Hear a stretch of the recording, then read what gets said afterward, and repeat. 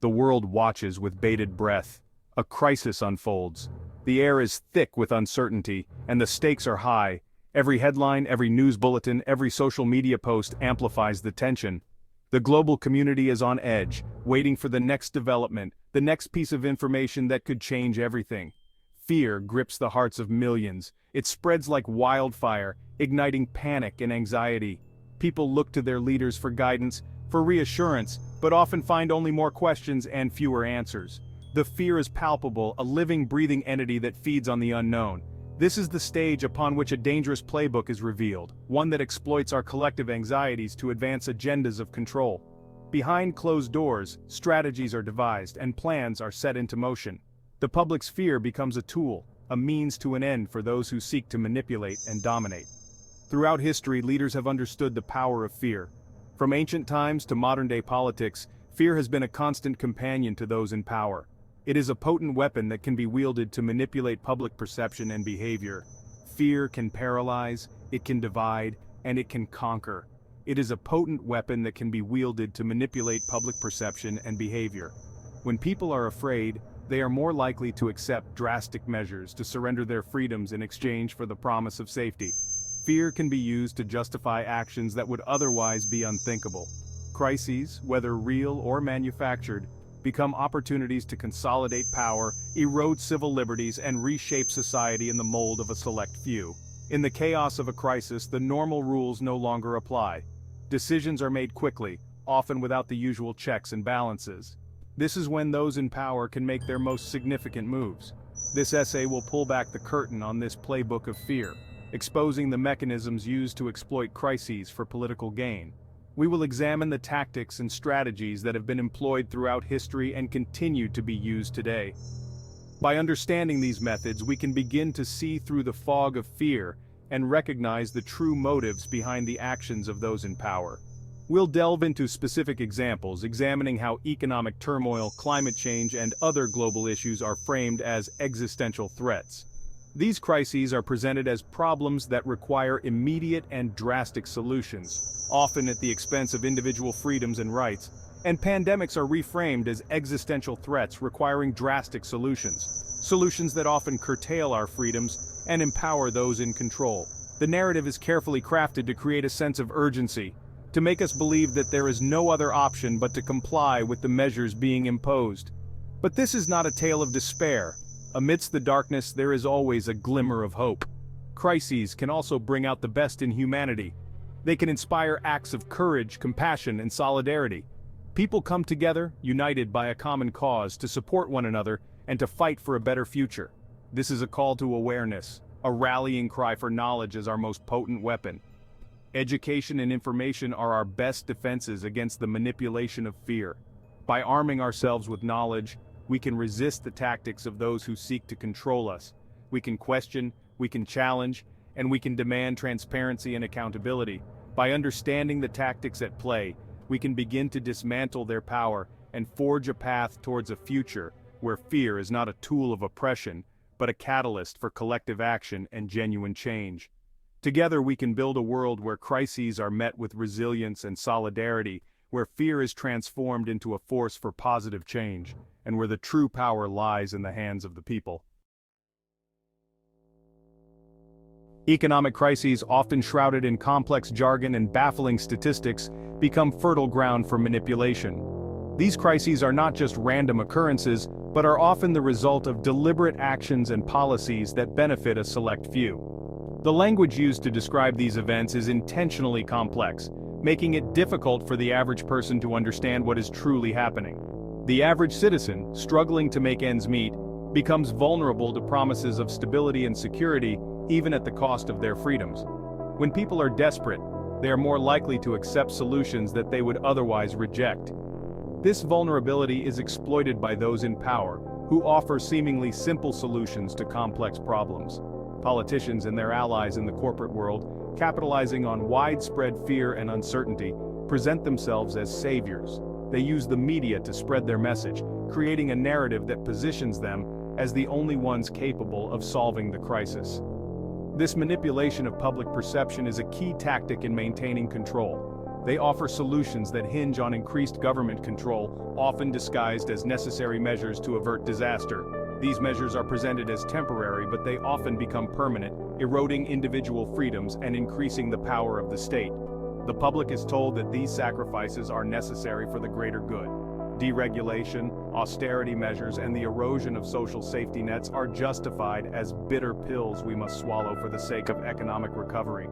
These policies are framed as tough but necessary, and those who oppose them are labeled as unrealistic or even unpatriotic.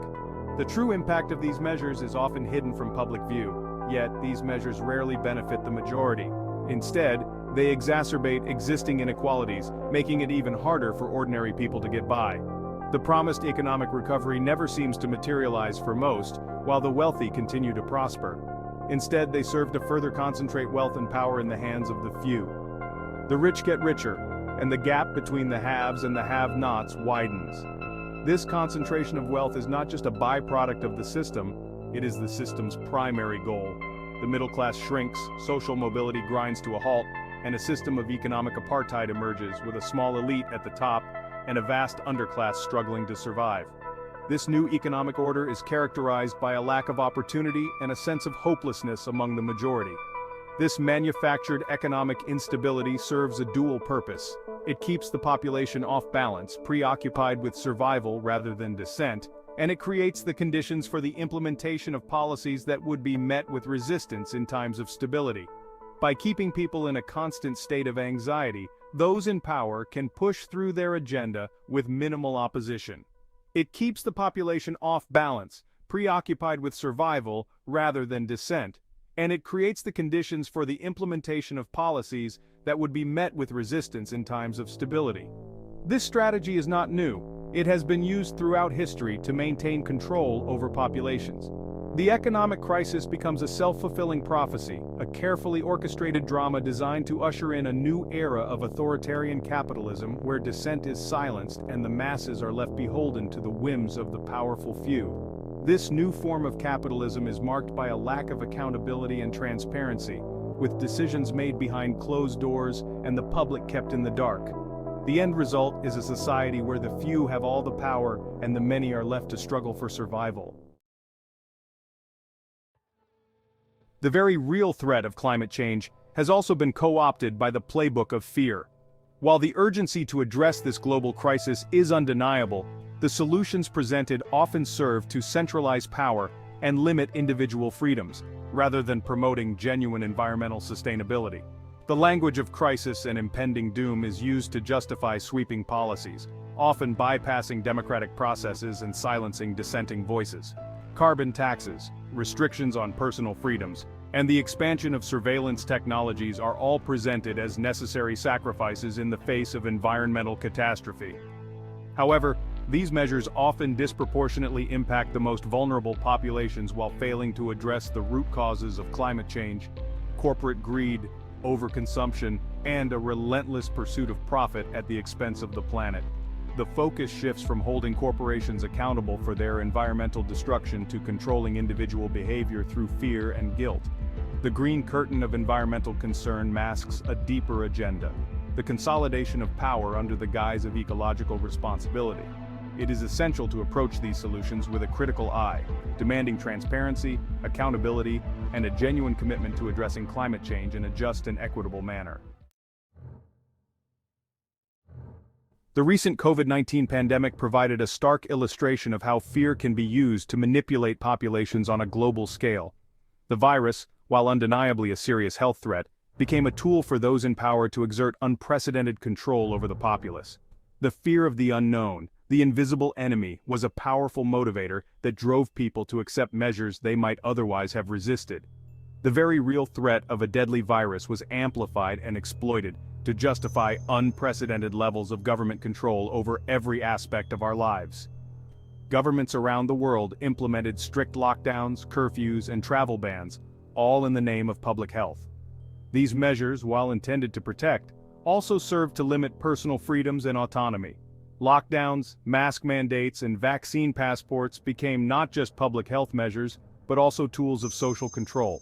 The enforcement of these measures often involved heavy-handed tactics, with law enforcement agencies empowered to impose fines and detain those who did not comply.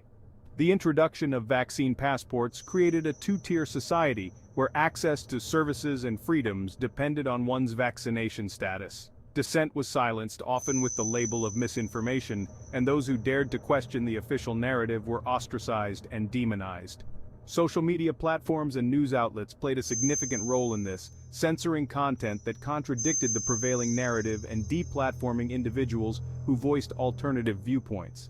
This suppression of free speech created an environment where only one perspective was allowed to flourish. The pandemic exposed the fragility of our civil liberties and the ease with which they can be dismantled in the name of safety and security. Protests against lockdowns and mandates were often met with a heavy police presence, and in some cases force was used to disperse demonstrators. The right to assemble and express dissent was curtailed, revealing how quickly democratic norms can be eroded during a crisis. It also revealed the complicity of the mainstream media in spreading fear and propaganda, uncritically parroting government narratives and demonizing dissenting voices. News outlets focused on the most alarming statistics and worst-case scenarios, contributing to a climate of fear and anxiety. This constant barrage of negative news made it difficult for the public to maintain a balanced perspective on the situation. While the threat of the virus was real, the response to it often seemed disproportionate and driven by ulterior motives. The measures implemented were sometimes more about exerting control than protecting public health. The economic and social impacts of these measures were profound, with small businesses closing, unemployment rising, and mental health issues increasing. The pandemic became a convenient pretext for expanding government surveillance, normalizing biometric tracking, and conditioning the public to accept restrictions on their freedoms in the name of collective good. Technologies that were once seen as invasive became normalized, with contact tracing apps and biometric scanners becoming part of everyday life. This shift towards a surveillance state raises important questions about privacy and the balance between security and freedom. The pandemic served as a crash course in the playbook of fear, demonstrating how a crisis can be used to reshape society and engineer consent for a new paradigm of control. The lessons learned from this period will likely influence how future crises are managed, with fear being a powerful tool in the arsenal of those who seek to control. As we move forward, it is crucial to remain vigilant and question the narratives presented to us, ensuring that our freedoms are not eroded in the name of safety.